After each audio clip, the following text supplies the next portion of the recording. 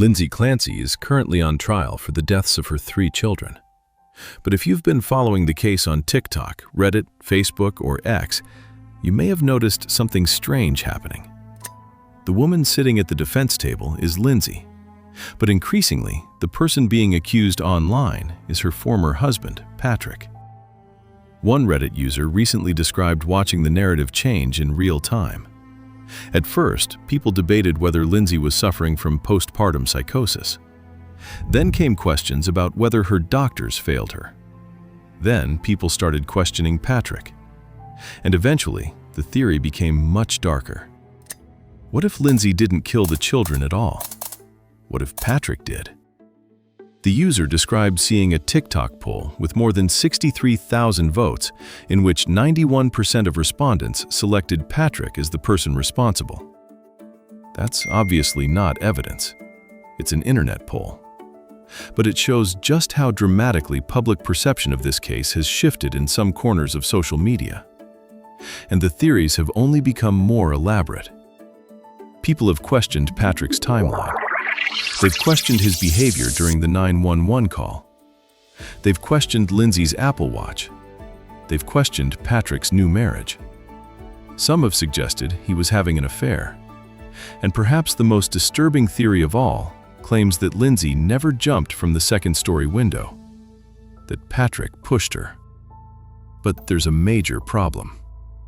Patrick Clancy has never been charged with killing his children. Authorities have publicly treated Lindsay as the person responsible, and Lindsay's own defense isn't claiming Patrick killed them. In fact, her attorney has acknowledged the opposite. So, where did this theory come from? And when we separate what actually happened in court from what people are saying online, is there really evidence pointing toward Patrick Clancy? Before we get into Patrick, there's something important to understand about Lindsay Clancy's trial. This isn't a traditional whodunit. Lindsay is charged with 3 counts of first-degree murder in the deaths of her children: 5-year-old Cora, 3-year-old Dawson, and 8-month-old Callan. Prosecutors say that on January 24, 2023, Lindsay sent Patrick out of their Duxbury, Massachusetts home to pick up food and medication. While he was gone, prosecutors say Lindsay took the children into the basement and strangled them with exercise bands. They say she then injured herself and jumped from a second-story window. Patrick returned home to find Lindsay outside. Eventually, he went into the basement where he found his children. The prosecution argues that Lindsay knew exactly what she was doing and deliberately created a window of time in which Patrick would be away from the house. The defense tells a very different story. They argue Lindsay was severely mentally ill, suffering from postpartum psychosis, and had been cycling through numerous psychiatric medications while desperately seeking help. But here's where the internet theory immediately encounters its first major obstacle. Lindsay's attorney isn't standing in court saying, "You have the wrong person." During his opening statement, defense attorney Kevin Reddington told the jury that Lindsay knows she killed her children. Her defense is essentially that she did it while suffering from such severe mental illness that she should not be held criminally responsible.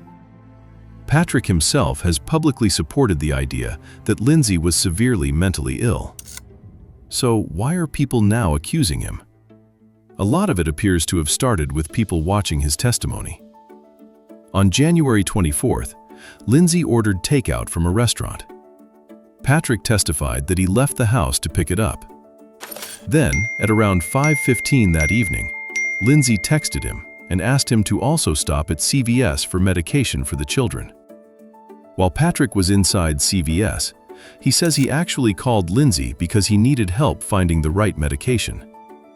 He described Lindsay as unusually quiet during that conversation. But at the time, Patrick says he assumed she was busy with the children, possibly giving them baths. This errand is extremely important to the prosecution because they argue Lindsay deliberately sent Patrick away and calculated how much time she would have. But people watching the trial online began doing their own calculations. How long was Patrick actually gone? How long should each errand have taken? When did he leave CVS? When did he pick up the food? When did he arrive home? And were there unexplained gaps? One Reddit discussion, for example, questioned the timing of an email Patrick apparently sent and whether it lined up with his location at CVS. Others started scrutinizing photographs from the house and even the placement of the children's plates relative to the CVS bag. But this is where we have to be extremely careful. A photograph showing where an object ended up after an emergency doesn't automatically tell us when it was placed there, who moved it, or what happened before the photograph was taken. And a timeline that seems confusing to someone watching pieces of a trial online isn't automatically evidence that someone committed murder. There is also an enormous fact working against the theory. The prosecution itself is relying on Patrick being away from the house as part of its case against Lindsay. Their theory is that she intentionally created that absence. So, for Patrick to secretly be the killer, an entirely different sequence of events would have to be true. And that's where the internet theory becomes increasingly complicated. When Patrick returned home, he says the house was unusually quiet. He eventually discovered Lindsay outside beneath a second-story window. She was badly injured. According to Patrick's testimony and reporting from the trial, there was blood inside the bedroom and the window was open. Lindsay had injuries to her wrists and neck and suffered catastrophic injuries from the fall that left her paralyzed. Authorities have treated this as a suicide attempt, and, importantly, Lindsay's own defense has treated it as a suicide attempt. But online, people started asking another question. What if she didn't jump? The theory goes something like this. Patrick harmed Lindsay inside the house, incapacitated her, and then pushed or threw her from the window to make it appear that she had attempted suicide. Some versions go even further, claiming Patrick drugged Lindsay, killed the children himself, left the house to establish an alibi, returned, discovered Lindsay was still alive, and then threw her from the window. That theory is now circulating widely enough that people opposed to it have started compiling lists of the claims specifically to debunk them. But what evidence establishes that Patrick pushed Lindsay? At this point, none that has been presented publicly at trial. In fact, there's another problem for this theory. The prosecution itself recently clarified its position regarding Lindsay's suicide attempt. The Commonwealth is not arguing that the suicide attempt was fake. When the issue arose in court, prosecutor Jennifer Sprague specifically said that wasn't their position. Instead, prosecutors appear prepared to argue something about the methods Lindsay chose and their likelihood of causing death. Whatever one thinks of that argument, neither side is currently presenting a case to the jury that Patrick threw Lindsay from the window. Then there's what happened after Patrick found her, because much of it was captured in real time. Patrick called 911, and the jury has now heard that call. The media isn't permitted to broadcast the audio itself, but reporters inside the courtroom have described what was heard. Patrick can be heard trying to wake Lindsay. Lindsay can be heard moaning and struggling to speak. Patrick asks her about the window and notices something on her neck. But at this point, he still hasn't found the children. Once first responders arrive to help Lindsay, Patrick goes looking for them. He asks Lindsay where the children are. She indicates the basement. Patrick goes inside and moments later, the dispatcher hears him screaming. Patrick then says, "She killed the kids." The dispatcher repeats the statement back to him. People online have picked apart other aspects of that call. Why didn't Patrick immediately check on the children? Why did he spend as much time as he did with Lindsay? Why did he apparently have difficulty initially connecting with emergency services? Some commenters have questioned his explanation involving Wi-Fi calling. Others have scrutinized particular words he allegedly used, his tone, and even whether he immediately remembered specific personal information about Lindsay. But there's a danger here that exists in almost every true crime case. We're judging how someone should behave while discovering an unimaginable emergency from the comfort of our phones. There is no scientifically reliable, correct way for a parent to sound while discovering their children unresponsive. An unusual reaction isn't automatically evidence of guilt. More importantly, The 911 call isn't something created years later for the trial. It captures events unfolding in real time. Lindsay is audibly alive outside. Emergency responders arrive. Patrick then goes looking for the children, and his reaction when he finds them is captured on the call. That doesn't answer every possible question about what happened earlier, but any theory involving Patrick has to account for it. Then Lindsay's Apple Watch became the subject of intense online speculation. The watch was apparently recovered from a nightstand drawer, along with medication and other items. Suddenly, people started asking why Lindsay wasn't wearing it. When was it removed? Who put it there? Could the watch contain health or movement data? And why was Lindsay's defense attorney asking questions about who recovered it? From there, theories exploded. Some social media users suggested Patrick removed the watch so Lindsay's heart rate or movements couldn't be recorded. Others suggested he might have manipulated it somehow. Another theory suggested that questions from Lindsay's attorney about who seized the watch meant the defense was secretly laying the groundwork to implicate Patrick. But again, those are theories. The presence of an Apple Watch in a drawer does not, by itself, establish who removed it or why. As of this video's research cutoff, no evidence presented publicly in the trial has established that Patrick manipulated Lindsay's Apple Watch as part of a crime. This is an important pattern to recognize. Something unusual appears in court. People ask a reasonable question. Then someone proposes an explanation. That explanation gets repeated, and eventually, the explanation itself starts being discussed online as though it were evidence. But a question isn't evidence, and neither is a theory answering that question. Then there's one of the strangest Google searches in the entire case. 4 days before the deaths, prosecutors say Lindsay searched, "Can you treat a sociopath?" That search is real. It has been referenced in court proceedings and reported by multiple outlets. But what it means is far less clear. Some people interpreted the sociopath search as Lindsay wondering whether she herself might be a sociopath. But another interpretation began circulating online. What if Lindsay wasn't searching about herself? What if she was searching about Patrick? Suddenly, one ambiguous Google search became another piece of the Patrick theory. There's a fundamental problem with that conclusion. We know what was typed. We don't necessarily know who Lindsay had in mind when she typed it. Even online discussions devoted specifically to this search disagree about its meaning. Some think Lindsay was worried about herself. Others have speculated she could have been searching about someone else. Unless additional evidence establishes the context, using that search as proof that Lindsay secretly believed Patrick was a sociopath requires adding information that simply isn't contained in the search itself. Then Patrick's personal life entered the story. Patrick and Lindsay have since divorced. Patrick moved to New York and remarried in April of 2026. Once that became widely known during the trial, people began examining the timeline. How did they meet? When did they start dating? Did Patrick know his current wife before January 2023? And eventually, was Patrick having an affair before his children died? Some people began trying to connect Patrick's previous work travel, including a New York trip, to the woman he would later marry. But this is another place where the internet theory currently outruns the verified evidence. Patrick's remarriage is real. His move to New York is real. But those facts alone don't establish an affair. I have not found reliable evidence establishing that Patrick was secretly involved with his current wife before the children's deaths. And that's a very important distinction. Patrick remarried is a fact. Patrick must have known her before is an inference. Patrick was having an affair with her is an allegation requiring evidence.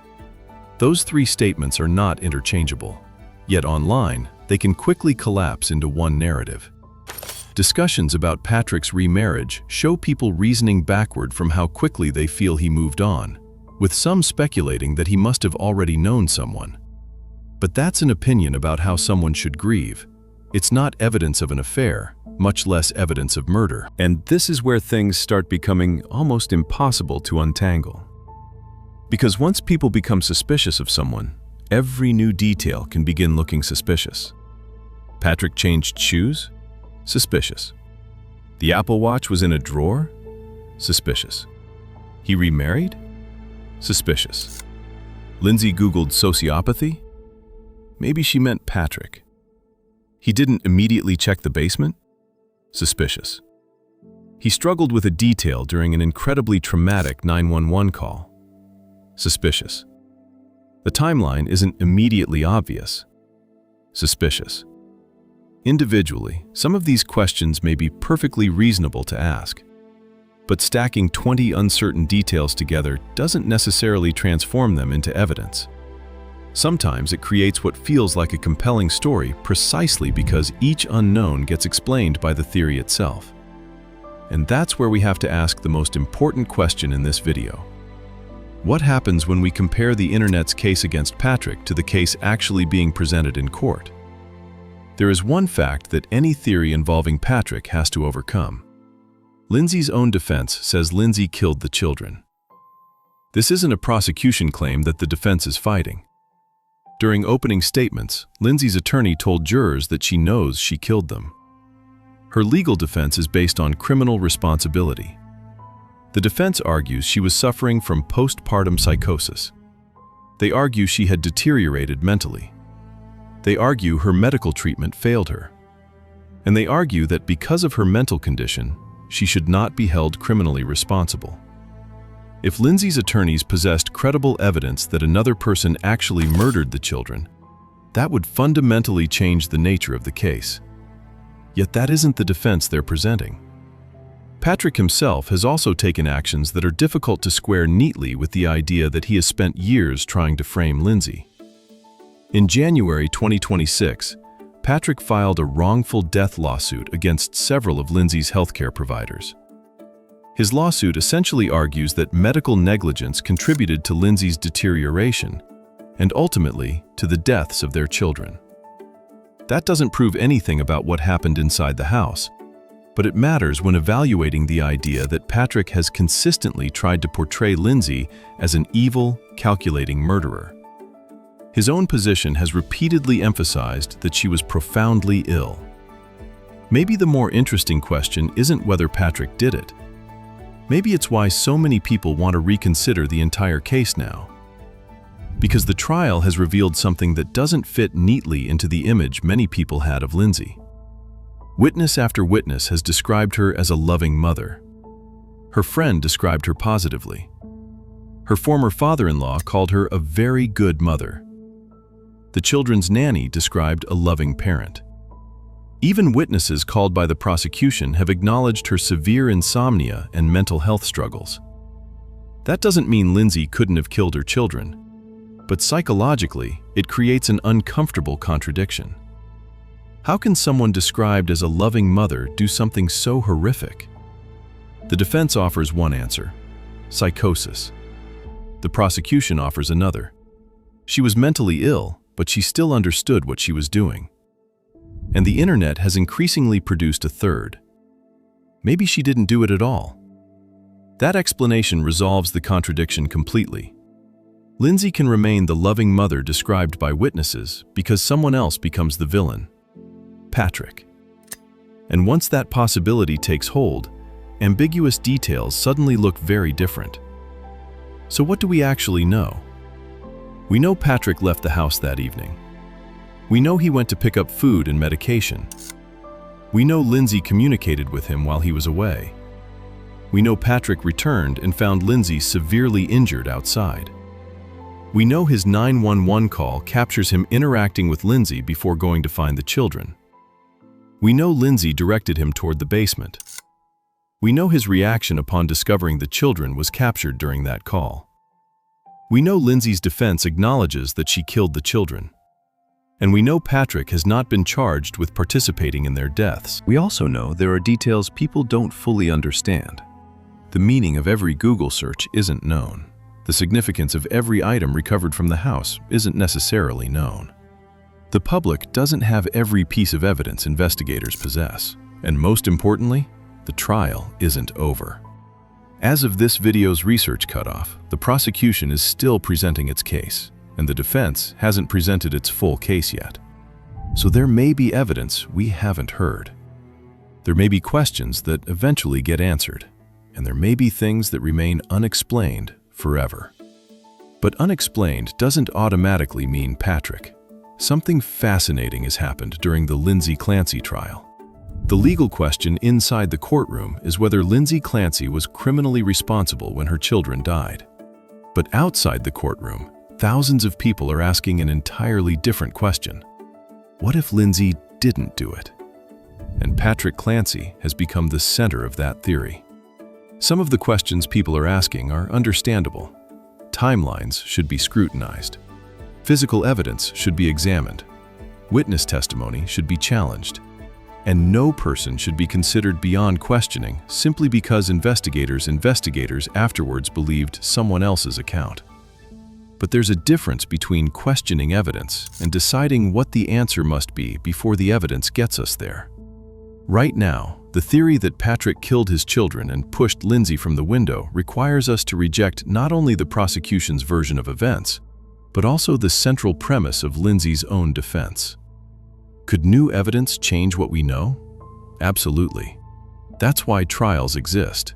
But based on what has actually been presented publicly so far, there is a considerable gap between saying, "There are things about Patrick's story I want explained," and saying, "Patrick Clancy killed his children."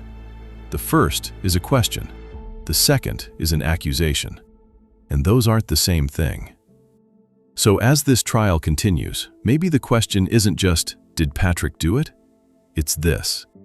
How much evidence should we require before an internet theory becomes something we believe? Because in a case where 3 children lost their lives, the truth matters more than having the most compelling theory.